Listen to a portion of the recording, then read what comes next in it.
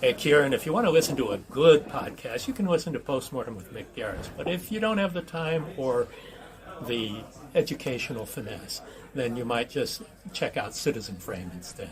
You know what? It's really cool. I gotta give a massive shout out to Mick Garris for that really cool little name drop he gave for us. Even though it was insulting, but that's the way we wanted it. Yeah, it's all good. It was by intention. Exactly. It's when we do this podcast, we do it because we're always fanboys first, but it's always really cool to have somebody so humble and so talented coming on and giving us a little shout out like that. Mick Garris, I thank you for that. He made this guy, movie buff very happy, and definitely do appreciate it. But the reason we're talking Mick Garris today is, as you know, Citizen Frame is good friends with Phantasmagoria. Strongly connected, yeah. Yeah, so we talk about that regularly when the new issue comes out every few months. And as you probably all know from the podcast, Trevor is the man in charge, the editor-in-chief. And recently, not too long ago, he got invited to a horror con. What was it again? Sorry? ChillerCon in Scarborough in May. Yeah, it was ChillerCon. And he lets me know like the day of, oh yeah, I'm going. It's for writers, horror writers, fantasy writers, and shoot the shit. One big melting pot of troubled minds.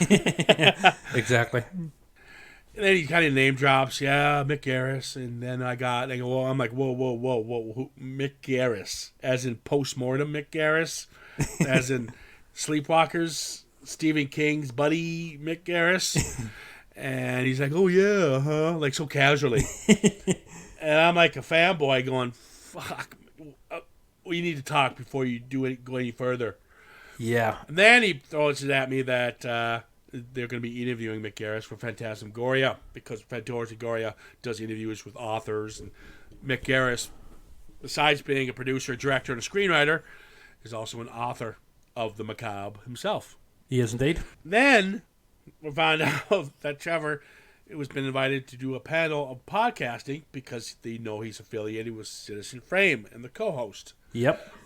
And he's sitting right up there with Mick Garris, who we all know from Postmortem with Mick Garris. I never wanted to beat the shit out of somebody so much like Trevor. Lucky bastard. Yeah, no, yeah. And in my defense, the sort of short notice of telling you was it was probably down to my own fault for, not, checking these things until near the time. But I think it was like a couple of days before the convention. I messaged one of the organisers of it and just asked that, who I would be chairing the panel on podcasts with. And, she mentioned the names, and one of them just happened to be Mick Garris, and I was like, whoa. Yeah, so I was already feeling a bit nervous about it, but, that sort of, but nervous excitement, I think would be the correct phrase. But yeah, what was already going to be a pretty cool, panel, and very honoured to be asked to chair it. What was already going to be very cool became then super cool, and Mick was great. Yeah, it sounds like that, especially with the interview. Yeah, that I heard, and we're going to be peppering some of that conversation in this podcast. But real quickly, most of our core audience is horror fans. That's just the way it is, and we welcome all horror fans. Yeah, absolutely, and non-horror fans too. I must say, everyone's welcome to jump on board the Citizen Frame, groovy train. Oh, dear God. You just ruined it right there. Groovy. But refresher course of Mick Garris. Mick Garris has been in the business forever. And he started out doing small documentaries on film sets like Goonies, The Thing, and The Howling. So he knows Carpenter and Dante and Richard Donner. So, great way to start out. And then, of course, you meet Spielberg. He ended up doing Amazing Stories. He ended up writing The Fly 2. He ended up writing for Hocus Pocus. Batteries Not Included.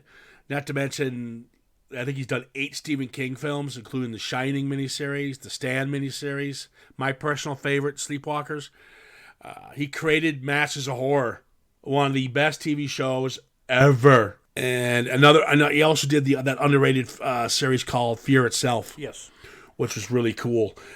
Just a talented, just a renaissance man of the business. Yeah, and I believe Mick also started off back in the 60s, interviewing the likes of, Rod Serling of the Twilight Zone, and he also interviewed a lot of really big musicians, back in the 60s, like Janis Joplin. I believe he was still at school at the time, so yeah, he's been there and he's done it, and he's done it all. Yeah, he's definitely earned the reputation he has. Yeah. And now he's got over 120 interviews with Postmortem with Mick Garris.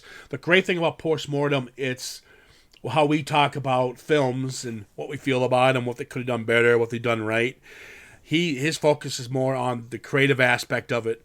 So he'll talk to a lot of directors, like we mentioned, Joe Dante, John Landis, and so forth, Guillermo del Toro. Just this mind of knowledge of a genre that I admire so much, and he knows so much about it. So it is literally an honor and a privilege to have him, be a piece of this for our small podcast, and that's hopefully Mick Garris says we allowed to do this. Yeah, but I mean, Mick has Mick is known as the nice guy of horror. And he certainly deserves that sort of nickname because he's just a very down-to-earth, very sort of humble, genuinely very nice guy. And it was just a real pleasure and honour to meet him and hang out with him for a bit over that weekend in May in Scarborough. When I found out you were doing this, I told you got to ask him. My favorite, everyone knows, is slasher films. Yeah. So he never really talks about them. So I wanted his opinion on it, and this is kind of what he said, sadly. But give us a quick listen. Well, there are good ones, certainly. If you call Texas Chainsaw Massacre a slasher movie, the greatest of all time. I agree. It's smart, it's scary, it is... You watch that movie, you don't recognize the actors, you don't know anything about the filmmakers when it came out in 1974. And it's just a matter of, I don't know what these people are capable of showing me. It feels documentary style almost. It's raw. very artistically shot. Yeah. And a lot of people didn't see it in the theater where it was, pristine blow up from a 16 millimeter negative and all that. But when it comes to the generic slashers of the 80s, to me, it's not much storytelling. It's just like a producer saying, hey, I got $300,000 and I can kill kids and put them in a summer camp and make a fortune, Yeah. They're a little bit bankrupt when it comes to storytelling. And all of the different holiday horrors and all that stuff, it's just a cry for money. But there are some great ones. And he does make a fair point about slasher films, but at the same time, I still personally think because he's like he mentions he's a writer, a storyteller. Yeah. He's a storyteller, and where slasher films really got their bad name from is from the 80s when all it was let's get a body count, basically tits and killing. Yeah, and he understand, so that's why he doesn't appreciate him as much as the other subgenres out there with horror, and I get that. But he did say this about the greatest film ever made.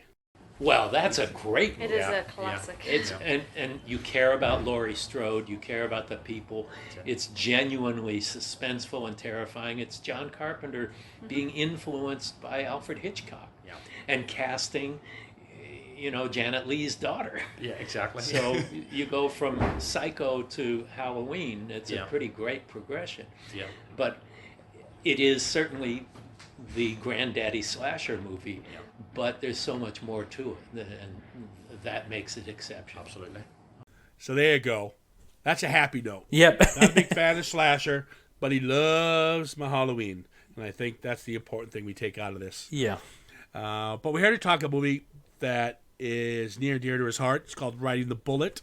It is Stephen King, and once again, he has taken the reins as director and also screenwriter for this one, which he does with many of his films. And we're just going to dive into it. And this one, we're going to do something a little different. We're just going to discuss it just in bits and pieces, kind of what we usually do, but we're going to try to be professional. At least I am.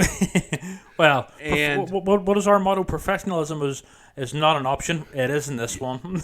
Yeah, For one I night know. only. Yeah. Actually, one night only. And I've already fucked this up. So, but what I want to do is because it's Mick Garris, and I watched it the first time. All right, and usually when it comes to horror films, I'll watch it once and go, oh, it's okay. But this one, I want to give another shot because I wasn't a real fan of it the first time I saw it. Then I appreciated certain aspects of it. Then I watched so I watched it again, and then I picked up more things, and I watched it one more time, and now I'm a lot more fonder of it than I was originally. And I asked you, Trevor, to read the novella, Yes. which I don't read. That sounds really sad, but I usually wait for the movie. Yeah. Well, a lot of people do. So yeah. So I've got some questions. All right? Mm-hmm. So I'm going to give you what I got out of it, my couple of viewings, and then you can kind of piggyback on that and say if I'm wrong or what King was going for or what, you know what I mean? Yeah. Yeah. Okay? Okay. Cool. It's got a very minimal cast, and I was very pleased with that because I think a film that's, quite frankly, is quite deep needs less characters, because if you start bombarding us with all these crazy different characters, you could get lost in the mix, and that could hurt what the film was trying to do. We've got Jonathan Jackson, David Arquette, Cliff Robinson, Barbara Hershey, and Erica Christensen. Nice little cast there, especially Barbara Hershey, Cliff Robinson, and David Arquette. Yeah. They're kind of the veterans of the film. And then we got newbies, Jonathan Jackson and Erica Christensen. Now, Jonathan plays Alan. He's a troubled art student. Is that correct? He's an art student. Yeah. Yes, okay, cool. Who has attempted to commit suicide. And he's caught off guard by a surprise party as he's doing it, which was an awkward scene. I'll tell you that right now. Mm-hmm. And his mother has taken a turn for the worse. She's had a stroke. And he decides he is going to hitchhike 120 miles to go to her bedside. Now, both him and the mother have been kind of distant with each other a little bit. Because they have had a passing. The husband and the father died when he was at a younger age. Yes. And both the mother, Jean, and Alan haven't really dealt with it. I think this is where this is going, so bear with me, Trevor. Cool, yeah. So he decides to take a hitchhiking trip to go see his mother. And each time he gets picked up by a zany character of some sort. Or something happens, like the hippie, but he's not really a hippie. He's actually a war vet dressed up like a hippie. Mm-hmm. Not being who he is. He's a pothead. He crashes the car. He gets out of the car. He goes to the next one. Then we meet the farmer, Cliff Robinson, who's just lost his wife. You could tell. Yes. He's very lonely. I took it the wrong way the first time I saw it. I thought he was kind of creeping on Alan for a bit. No. But at the end of the day, it's just a lonely human being. There's also the suggestion, certainly I think in the original story anyway, but there's also the suggestion that maybe the farmer himself is also dead. Now, I'm not saying that is definitely the case, but there's a bit of a suggestion there. Well, it's funny you say that because during his walk, whether he's alone or with somebody, Alan has these visions. Yes. And you don't know what's real and what's not. Yes. Now, he's got a twin that we see in the car, but it's not a twin. It's more of his alter ego or his conscience. Yeah. Is that just the way of why does he have that? Are they just doing it just like we all do? We all have our inner voice. Yeah. We all have that. Is that what he's just Mick Garris is trying to show? Or was that Stephen King? In the original novella by King, there is quite a bit of internal monologue from the main character of Alan. So I think this is basically essentially a plot device to convey the sort of inner thoughts of Alan on the screen. obviously it's a very, with the written word, it's a very different medium, and obviously, it's much easier to write, the sort of internal sort of monologues or thoughts of a character, but visually on the screen, it's a different thing. So essentially, I think Mick is doing it through that way of the other version of Alan, who is sort of chirping in his ear, his thoughts essentially. So I'd rather have that. I'd rather see a physical presence of his alter ego or his conscience rather than a stupid voiceover. Yeah. Because that I can't stand voiceovers. It just takes me out. So during these little road trips, there's a nice shot, and it kind of plays on what we're about to, before we meet George Staub, the David Arquette character, where he keeps having this vision of a graveyard. And then we see the graveyard, his father's funeral, he's being buried. Then behind the father, the mother's getting buried. And then behind the mother, he's getting... Kind of like the chain of events, what might be happening. Kind of like a foreshadowing. Yeah. And these are visions that he's having as he's walking in between rides. Yes.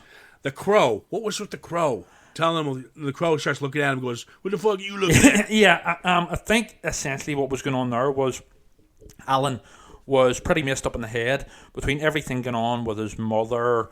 Also he had attempted suicide. His girlfriend split up with him, that sort of thing. But also, it's set in the 60s, during that whole sort of counterculture drug era. Brilliant 60s soundtrack, by the way, just as an aside in the film. And so I think that's basically Mick sort of suggesting to the audience that this guy's a bit messed up in the head. So he is. And it's basically, as we say in Belfast, his head's up his arse, So, yeah, but obviously there's he's been dabbling with drugs and stuff as well. So he's a bit all over the show mentally, this kid. Okay, because my concern with the film is what I have concern with a lot of films you like. I don't like things being peppered in just for the sake of putting them in. Oh, no, it's not just for the sake. And the other films that I like that you're referencing, I would argue they're not put in for the sake of they are. Yeah, they are. Yeah, they are. But no, in this case, there's a point to it. Because there's a lot of quirkiness within this film, Riding the Bullet. But it's sort of, at first, on first viewing, I was a bit. Overall, I would maybe have preferred the film to be handled in a much more serious tone. But on reflection, the quirkiness and the little bits of humour and stuff that we get, the sort of, it's basically gallows humour and stuff. It's a relief for the audience overall, from what is ultimately a very deep and very serious film and story overall. So yeah, it is. You're right on that, because I do believe in peppering a little humor for a dark idea. Yeah, it's a relief. But I do think some of it goes a little too quirky. Now, and that includes the crow. And again, there could be something in there I don't know. And so, Mick, you want to come on the podcast? Explain it to us. The invite's there. But what we meet George Staub, who's the main. Yes. The main. I don't want to say villain. We'll get to who he is really. Yeah. And he drives up in Christine, the fifth, in that beautiful Plymouth Fury. Yes. I know that was Mick and Steven's, like we're best friends, Mick and Steven. Their choice to go, they go with the Christine. It was a Mustang, I think. Is that correct? I believe, yeah, or maybe a Buick. I'm to be honest, I'm not big up on cars in general, especially not American cars, classic American cars. But I know it wasn't Christine in the original novel. Yeah. So George picks him up, and George seems like a pretty nice guy.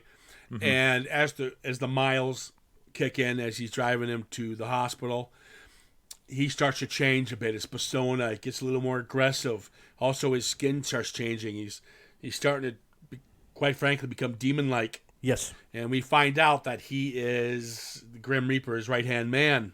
And also, the realization for Alan that it's basically the guy whose basically grave he was at whenever he was in the graveyard in the cemetery. Yeah, see, I don't get, is that just a coincidence, or was he put there on purpose to be introduced to him? Well, do you remember early on in the film, at the beginning of the hitchhike, there is another car accident. You get a glimpse of David Arquette's George there, It's sort of like a brief glimpse. So my take on it was that basically fate and the Grim Reaper, Death, Death's messenger play, who George is. It basically everything was conspiring to make Alan meet George essentially. Huh. See, when you say George, Yes. I just thought of this. You're probably like, oh my God, Ciaran, I can see why you're part of this podcast. You're brilliant. So the film plays like It's a Wonderful Life. Yeah. Now you're going to laugh at this. Well, there is elements of that there. Because George, to me, is playing, I forgot his name, sorry, the angel. Yeah. All right, trying to get his wings in It's a Wonderful Life. Mm-hmm. But instead of his wings, he's getting a sickle, whatever, whatever you get for being promoted, being the Grim Reaper's assistant. And what Arquette is doing is orchestrating his path, but not necessarily for the bad. Like for some reason, George gives him he goes, "You kill yourself, not kill yourself. You die or your mom dies. You have to make a choice. You need to make a choice." And we keep having these flashes of the bullet, riding the bullet, that roller coaster. Yeah. And how he was scared to do that. And we saw the mom kind of smack him in the head. Yes. During the opening credits, we saw that, and also during some flashbacks. But it showed that he was scared. He didn't want to confront fear. Mm-hmm. He didn't want that. And they waited for hours to get onto this ride. And as we discuss it, I seem to be more of where George is guiding him in the right direction. I totally agree. And so when he finally breaks down, because he's trying to run away from George, he's in the circuit, what do they call it, the fair again. He's finding himself in the Hall of Mirror. He's getting confused. He's all over the place. He finally has enough, and he says, "Take my mom," because he's scared. He's had enough. Yeah. Yeah. So when he finally goes see his mom, all right. Again, there was a couple different. I was confused who we're seeing because he has different takes of his visit to his mom. Mm-hmm. We have two different doctors, two different personalities, and when he finally goes to see his mom, the first thing his mom says was to apologize, even though she's been through all this and she's under medical care for the stroke. She apologizes to him for hitting him in the top of the back of the head for not wanting to take that roller coaster ride. Yes. And it dawned on me then. Then I'm thinking his guilt must be horrible at this point. Oh, yeah. Because he chose his mother's passing over his, where there he chose not to go on the roller coaster. It seems like he takes the safe way out. Yes. Does that sound about right? No. I totally agree. Or am I with muddling you. this? And the more I think about it, at first before we recorded this podcast, I was thinking that maybe George isn't really, he's not really a villain. He's more of a sort of anti-hero. It's like tough love George is practicing on Alan. But the more I think about it, certainly as you were discussing it there, George is actually the hero of the film. And I'll tell you why, because this is a coming of age story and film. It's basically Alan is selfish, he's childish, he's immature, he's basically still a kid, at the beginning. But after what is a literal journey, the film is basically a road movie. I think you mentioned that before, Ciaran. And but by the end of the journey, despite making this film is about a lot of things, but ultimately the story is about at the end of the film, despite making the horrific, selfish decision when he was still a child, a child mentally, of choosing his mother to die instead of himself. He eventually is on the road to becoming an adult, and George, and presumably Death, the Grim Reaper, knows this, and I believe that's why they give him a little bit of leeway at the end, where they give they give Alan and his mother a couple more years together to repair and mend their relationship together. So I totally agree with you. George is the hero of this film. Yeah, George is the guiding light. Yes. But, like, when George is the one who told him, Now we know the mom says the father was killed in a car accident. Obviously, we find out he took his own life. George tells this Yes. to Alan. Now, we know that you protect your kid. You're not going to tell your father blew his head off with a shotgun in the room next door. Yeah. You're not going to tell a child that. We get that. But George just tells him in a very creepy way, but that's just the way it is. We don't know who George really is at this point. At this point, we think he's the villain. And so when George tells him your father, blah, blah, blah, I think George, you said it, tough love. Yes. And I think he did that because, you selfish little prick, you're going to take your own life.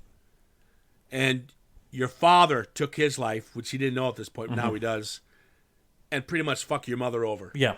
Because your mother now would have to deal with your suicide as well as your father's. And even there's I think that's why George had to tell him what happened. But not only that, you must remember as well, George is not human at this point.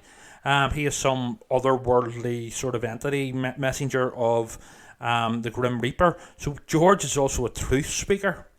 George doesn't tell lies in this film. Yeah, if you Or the want story. somebody, Yeah. he's not going to be there to cuddle you. No, he's a speaker of truth, however brutal and uncomfortable that truth is. You know what? He's Jack from American Werewolf in London. Yeah, absolutely. Yeah, bingo. Am I wrong? Yeah, no, yeah. And, even the fact that as the journey progresses, George becomes more and more sort of zombie-like, undead. Just like Jack. Yes.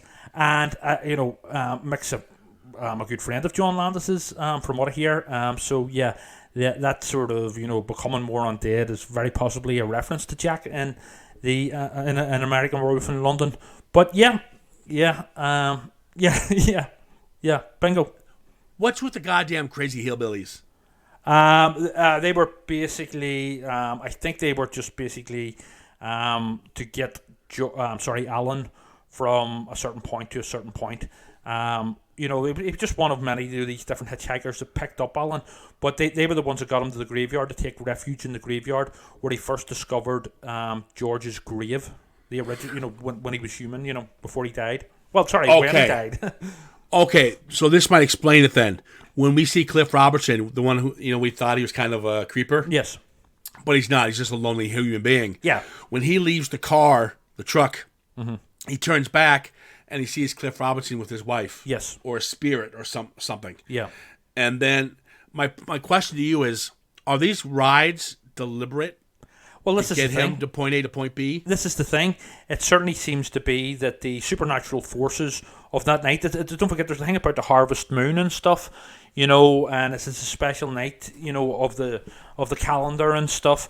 So on this special night, spooky things are going to happen. So it certainly appears that the supernatural forces were conspiring to bring Alan to this point, but also to meet George and go on this journey, and not just a physical journey in the car, but also it's a coming of age story. Yeah, I can see that now. Especially that explains the ending. So when the mother asks him to forgive him, Yeah, like I said, guys, it's a really nice scene. Barbara Hershey's a wonderful actress. Yes, I've she always is. liked her. I even like Beaches. I'll admit that. I've never I'll seen admit Beaches. that. Well, it's great. Made me look like an ass. But so when she apologizes and they're bonding, they get the two extra years. yes. In Like you the mentioned. original novella, I think they get 7 years Okay. together. Well, this one they show it real quickly, the 2 years. Yeah. But it's done well, even though it's only a minute or two. Mick Garris knows how to get to point A to point B in a time wise, Yes. quickly, but make his point. And so she dies quietly in her chair, Yes. and then we see him in modern day, a different actor playing him at this point. And at the end, he decides to take that trip on the bullet, on the roller coaster, and he's got a big grin on his face. So that's him becoming a man, going full circle. That's his arc. Yes. But 100%. that's a long time to get on that roller coaster. Yeah, well, with a lot of men, myself included, we can be, it took me, I'm still far from perfect, but, it took me, I'm 46 now, it took me a lot of years to sort of be fully responsible and mature and stuff. But yeah, essentially for me, the roller coaster of the bullet represents life itself, you know. And he was always a kid and always afraid and always running away. The fact that he run away from death and you know, put his own mother at the hands of death, you know, it was selfish and immature. But by the end of the film, whenever he's, you know, he's in his like late 40s or 50s or whatever, he's basically made his peace with himself, the memory of his mother, and he's basically become a man, and that is sort of symbolic of him, you know, taking the roller coaster. You know, he's not a kid anymore, and he's now a fully responsible adult, you know, type thing. And yeah, it's, you know, I know that reading certain reviews of this film, you know, on the likes of IMDb and stuff, you know, I think a lot of people just didn't get the real depth that this film has, and you know, they didn't really sort of fully appreciate the depth of it. It's a film that also improves on repeat viewings because you get that sense of it, the sense of the theme more. You know what's funny? You say that. I'm going to piggyback on that comment. You know, why is it when King does when King does a film like this or writes something like this, and people don't seem to kind of get it, they got to rewatch it. Like myself, I'll be just as guilty as that. But I knew it's a journey. I knew there's an arc here for Alan. Yes. Every Stephen King film, especially when there's a young person in it, whether it's a teenager or a kid, they're all about journeys and arcs. Yeah. Jesus Christ, look at Carrie. Look at Stand By Me. Look at It, for Christ's sake. Look at every Cujo. Look at all of his films. There's a child always in peril. Yeah. And I say child loosely. I'm talking, you know, could be what Alan is. Alan's probably 18 or 19. And there's a journey he's got to complete. There's some kind of... Well, in this, you know, it's a double journey here. You know, there's the physical journey in the car with George and the other guys who pick him up, but also, more importantly, there is the emotional journey, you know. And, you know, it's sort of, it harks back to classic storytelling, you know, where the sort of hero, although I said George is the hero in this one, he's the real hero to me, but, you know, it's a classic, you know, sort of, you know, a flawed hero makes a journey, and by the end of the journey, he has become a better person and grown, and that's proper professional storytelling from both King and Garris. Yeah, and that's the funny thing is, if you put King and Garris under the same roof, people who will watch this should give it another watch. Yes, they should be watching this going, what? They should go, oh, wait a minute, this is King and Garris. Yeah, there's something else here. Yeah. So you gotta give it another viewing. Now, I'm not a diehard fan of it. I'm not going to sit there and say, oh my God, this is the greatest. It's not. But it's a lot better. And I've never heard of it. Yeah, I'm going to say it now. And so when I checked it out, I was pleasantly surprised how much I did enjoy it the second time around, and then the third time I did for the podcast, and then obviously as you and I discussing it, it opens a lot more windows are open now, and I can see clearly outside what was coming. I do feel he does pepper in some camp that just doesn't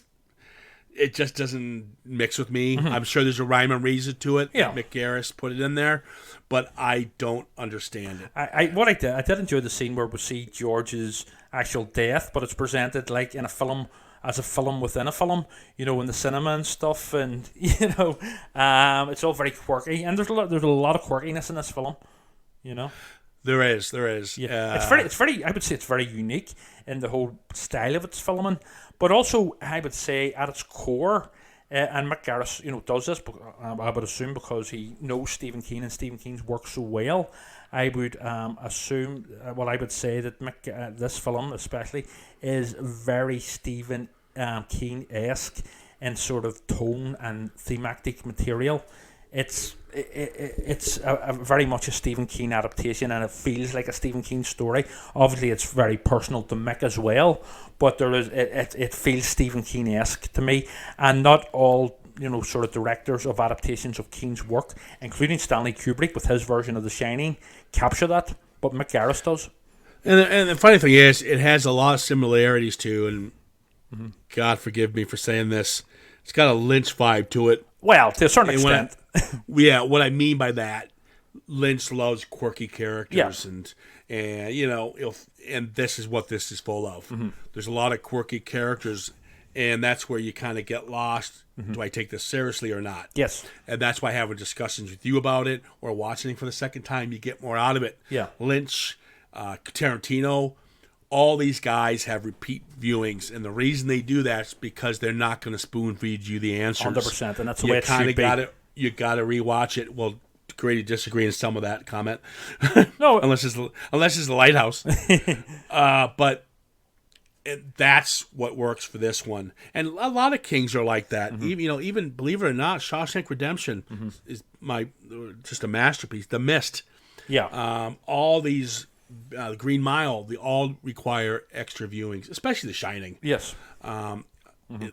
There's more to it. It's not just horror. Well, Yeah. obviously the couple I mentioned aren't really horror, but No, that's it. There's depth there. So that, there's more meat on the bone, guys. Yeah. Now, I must admit that on first viewing, I did find some of the quirkiness. It took me a while to sort of get used to. But on reflection, I came away from it thinking, yeah, I see why Mick did that, and it works on reflection. Not just to give the audience a bit of comic relief, but it sort of works in a stylistic way as well, and it's it's a form of storytelling that very much works, on the screen, and very unique, very idiosyncratic type, style of filmmaking. But I think the real core and the real heart of this film is essentially the theme of what it is about, and based on what Mick told us ourselves in the interview for Phantasmagoria, but also reading Stephen King's author notes about Riding the Bullet. This film is ultimately about death, and basically the acceptance of death, and losing loved ones, and trying to understand death, and the reason for all of this. And I think around the time that Stephen King wrote the original novella, he was maybe at a certain age where his certain family members were getting older, and perhaps it's not for me to say, perhaps Mick was going through certain let's just say emotional sort of times himself when during the making of this film. In fact, he's pretty much confirmed that it's a very personal film to him for those reasons. So that certainly comes across in both the original King story and this film. And for me now, at a certain age now, where my own parents are sort of at a certain age, they're in their mid-70s and they're getting a bit... Dude, okay, now we're just getting really depressed. Right. Yeah. But so, no, basically Whoa. what I'm saying is basically I totally get the sort of, the real sort of heart and soul of this film and what it's about. It's about death and the exploration of death, Yeah, I mean, you could take quite a bit from it, and but yeah, a film that deals primarily with the death of a loved one at a young age, and suicide can be obviously pretty dark tone. So Yes. putting a little humor in it, I understand that. I just feel that some of it was a little too. Once you pepper in a couple of humor spots, you're taking us out of that journey and going on a different path. So that can kind of hurt the film a bit, and I'll stick by that. But the road eventually, they all meet, whatever road you're going on, whatever the crow throws you off, a different fork in the road, and so forth. It all makes sense at the very end. Yeah. Very like Tarantino, where what's going on, all these conversations happening, all these characters, but at the end, it all ties together. Yeah, totally. So it. I think it's also overall very underrated. Certainly. Yeah, I mean, like I said, I mentioned you. I know Mick Garris' stuff, and Yeah. I never really knew about it. But I think what happened was maybe it got filmed, and maybe it was just I don't know where it went. I don't know if it went to HBO or if it went direct to video. Obviously, Mick Garris would know that. But I think in the UK it might have went straight to like DVD or whatever. it's probably what happened in the US. But listen, this was definitely a unique experience. I was trying to be professional. Yeah, but not like, I mean, what happened, Ciaran? I know. Two weeks ago we were talking about Jason Takes Manhattan, and now we're discussing the meaning of life. You know, Oh, thank God we're doing Rob Zombie's The Munsters next. We're really going to dumb it down thank for you that to one. Mick for actually making this a little bit more highbrow. See, we're professional when we want to be, sort of. Yeah, we only act the fool.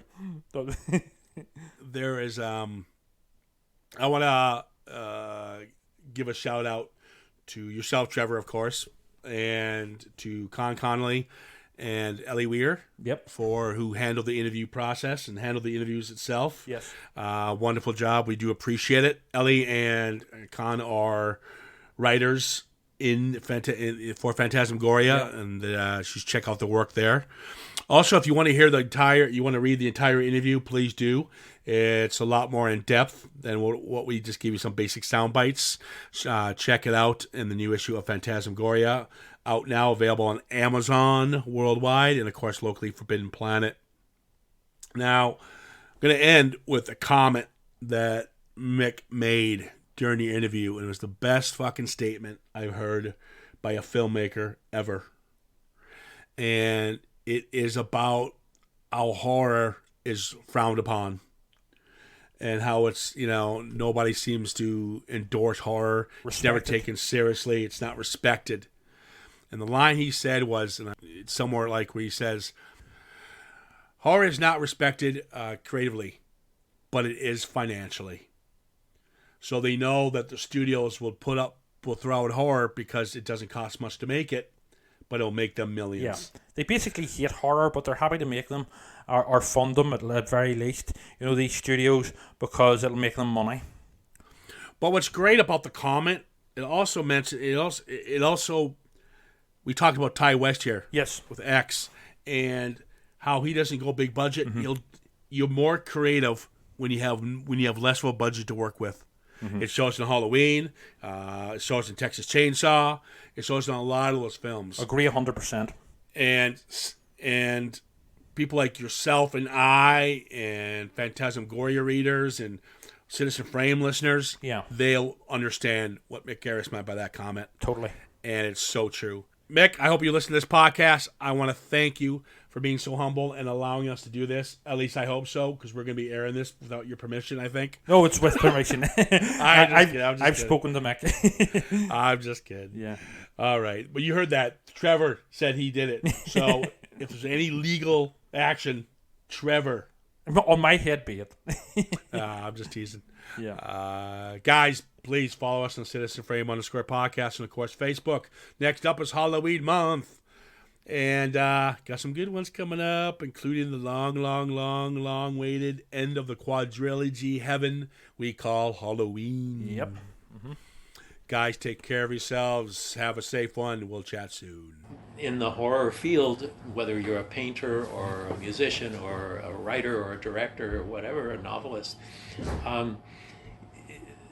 the glamour of horror imagery and death and all is really cool until you're confronted by mortality and reality. And Riding the Bullet is about a 21-year-old, and no 21-year-old should be confronted with the possibility of a parent dying. And so that as a response, it was something personal to me to go, yeah, I think this stuff is really cool stuff, but man, I've been hit by mortality. I've lost 2 brothers and a sister. I've lost both parents. I've lost friends. And it becomes something deeper and more meaningful when you realize how precious life is.